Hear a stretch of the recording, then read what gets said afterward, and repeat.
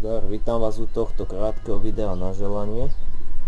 Ukážka stojanu na motor. No, máme tu nejaký ten rám spravený z joklov, na ktorom sa nachádzajú úchyty spravené podľa motoru, výfuk podľa nemeckých štandardov aj s vložkou.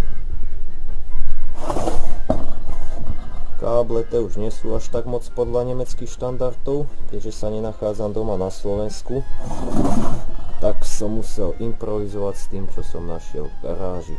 No, ale funguje to.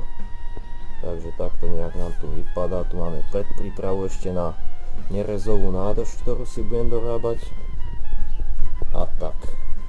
Aby bolo ešte video kompletné, tak si ukážeme aj štart tohto motora. No, muselo sa to zrovna teraz zaseknúť.